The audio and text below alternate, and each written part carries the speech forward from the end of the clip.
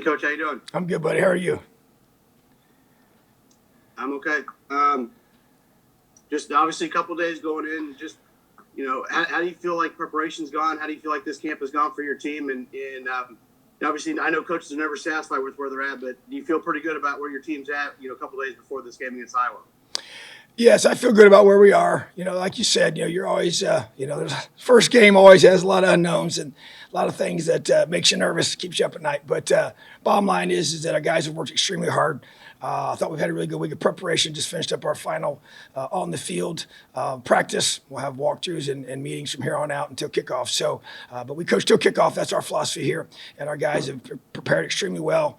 I have a lot of guys that played a lot of football, and I'm going to rely on that for them to be able to continue to prepare well from now till the game starts on Saturday. Justin and Kevin.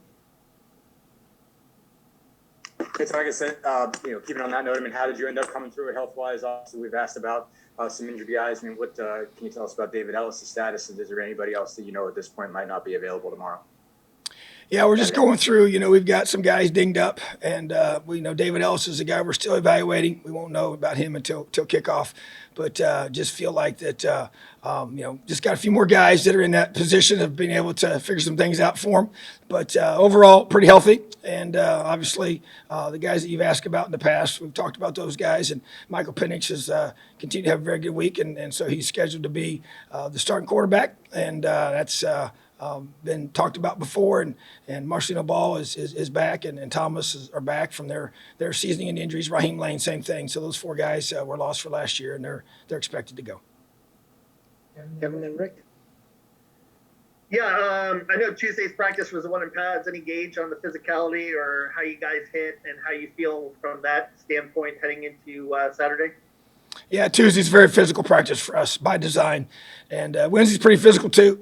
We go full pads on Tuesdays, shells on Wednesdays, but we practice a lot in shells, and we call it thud tempo like everybody else does. But really work hard to practice very physically in those two practices, keeping guys up off the ground, do live tackling drills in regards to taking dummies and shields and things like that and mechanisms to the ground, but not bodies unless it's a controlled type of deal. But nothing in terms of scrimmage-wise has been live on those days, nor will it be moving forward. So, but yeah, very physical though.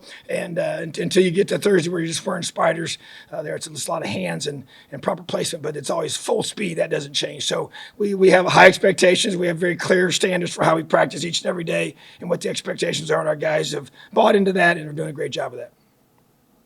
Rick and Jim. Yeah, Tom, you talk about the physicality. Is that the number one thing that stands out to you and you're concerned about with Iowa is how physical they are? Yeah, I think that's something that they've done a really good job of in the past, and that's a tribute to them. It's a testament to them. It's a huge part of this football game, So, yes, there's no question about that. And then just also, the thing that sticks out for me with them is just the soundness of what they do on both sides of the football and special teams. They just don't make a lot of mistakes, So you got to be very, very physical, and you can't have much. There's not much margin for error. Jim and Mike. Hey, Tom, going into this game on the road, this is not the first time recently you've opened up with a Big Ten opponent, and the last year had its travails as well. But the impact of this game can't be ignored for the tone that it can set. What is it that the importance of this game brings out for your team and the opportunities that lie ahead after that? I know I'm not looking ahead, but what they can get accomplished by winning this game on the road. Well, as you mentioned, we've had two previous Big Ten openers since I've been the head coach here, but they've both been at home. So this is our first road one that we've had.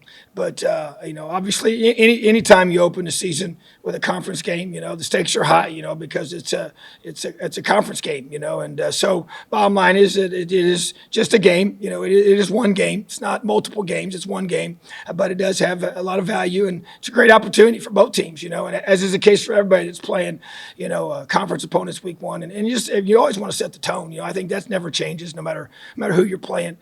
So but we're focused on one thing. That's playing our best football on Saturday. That's all we can control right now is how we're preparing to do that, and we understand that the opportunity is presented by this game and who we're playing and the quality of who we're playing and the venue that we're playing in. So it also makes for a very exciting opportunity for our guys. So our guys are very, very excited about this, and but we got to keep coaching until kickoff. Mike? Yeah, Coach, I know you don't have any 2021 film on Iowa to this point, obviously, but do you have any sense for how they might look a little bit different at all compared to how they've looked in different years based on new personnel or anything like that?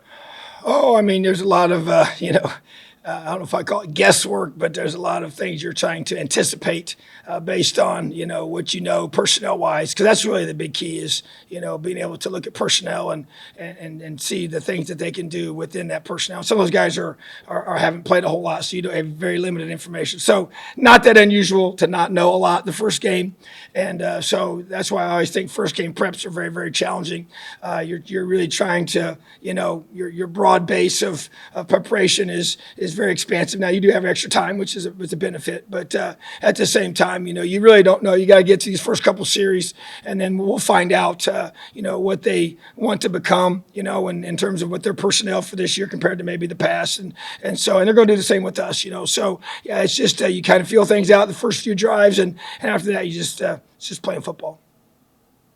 Zach and Dustin? Hey, Tom, if I'm not mistaken, and I think we maybe have brought this up before, but Iowa's entire starting secondary is back. And obviously, I know conceptually, they're pretty consistent in a fair bit of what they do.